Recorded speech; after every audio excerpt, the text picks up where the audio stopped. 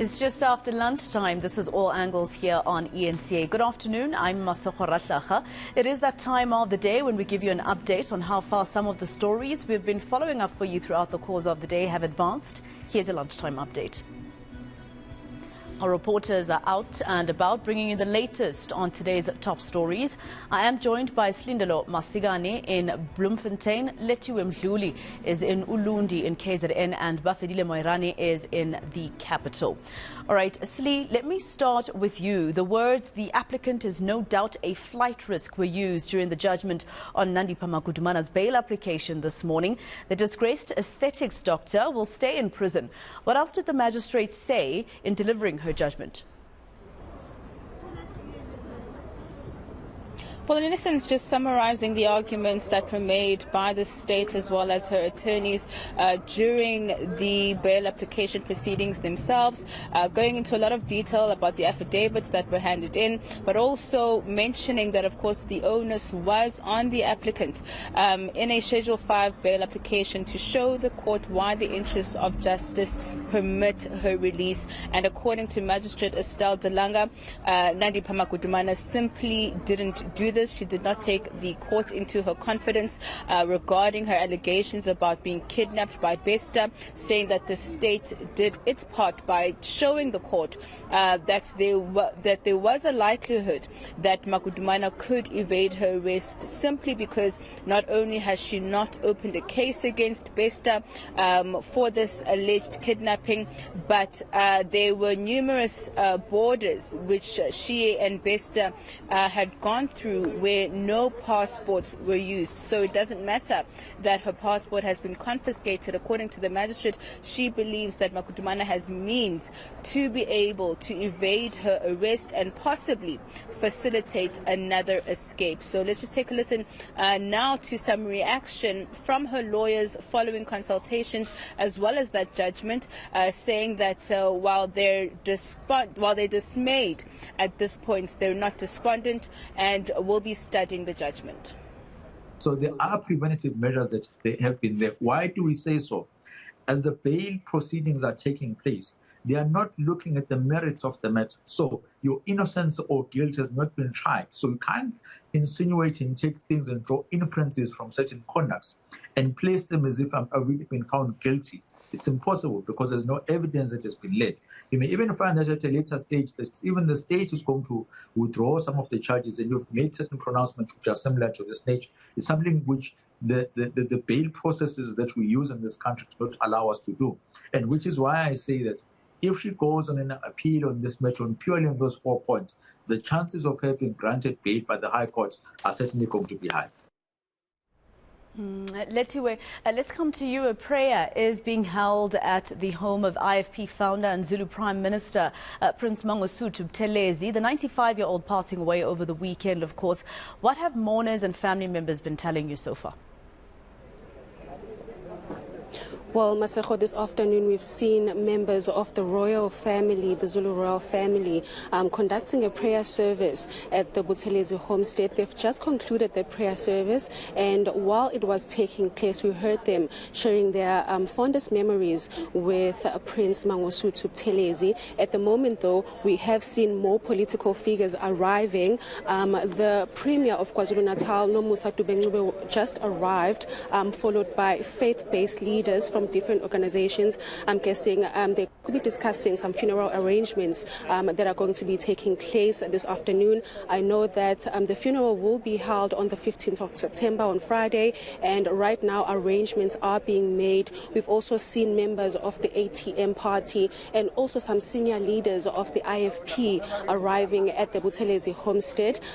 We will be also talking to them a bit later on once the meeting has concluded, just to find out whether more arrangements have been made regarding the funeral. But earlier on, when the members of the Zulu royal family were here, we had a chance to speak to Prince Vanana Zulu, who did say that they were here to just basically pay their respects because Prince Mangosuthu Buthelezi did serve for many years as the Prime Minister of AmaZulu Nation. While speaking to him a bit earlier on, this is what he had to say.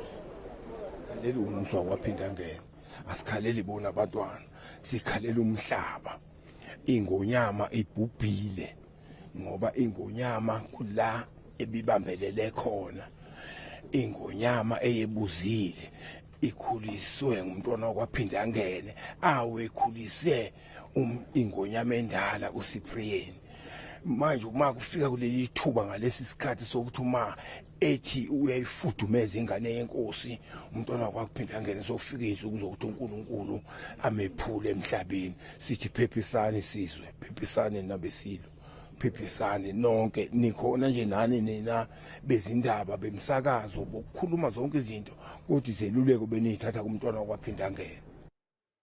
Buthelezi, the DA is asking the North Gauteng High Court to order government to reconsider high electricity tariffs and end load shedding. This, meanwhile, while something else is happening with the DA in the Western Cape, that's a story for another day.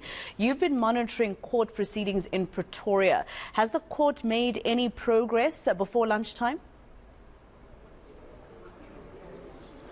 Well, it's just for an hour right now. We're seeing Democratic Alliance representatives here at the court having to present their case before the court. Earlier on, since in the morning, we saw the argument being presented, heated arguments presented by UDM, in particular having to apply to say that Democratic Alliance matters should be removed from the roll.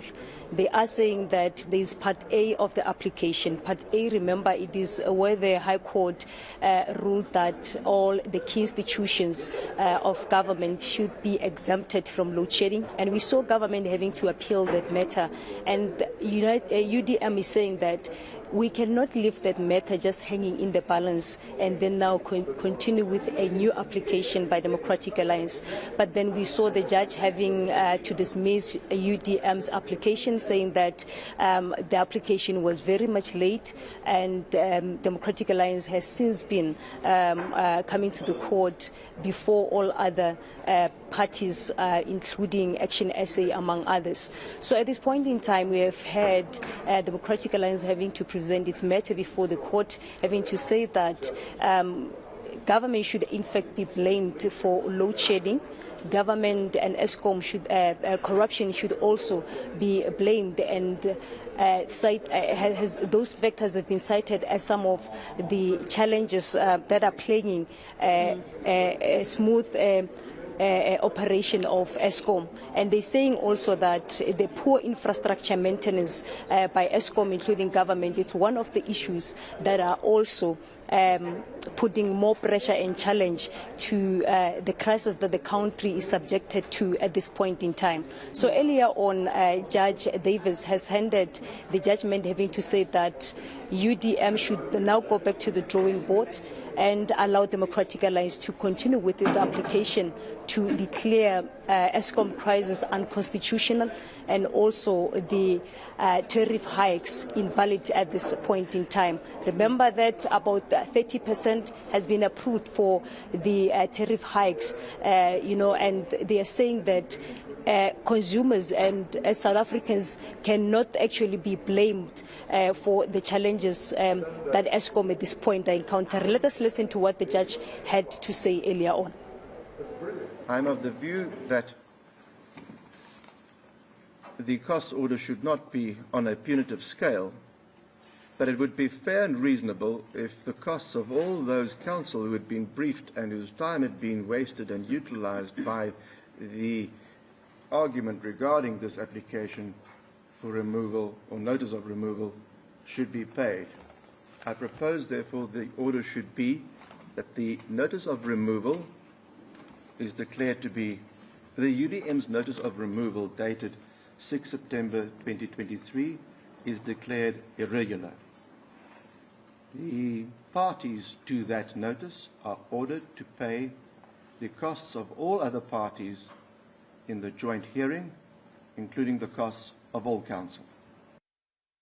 All right, that was your eNCA lunchtime update from all angles with reporters Buthelezi, Lethu Mdluli and Slindelo Masigani. Thank you, team. Let's leave it there for now.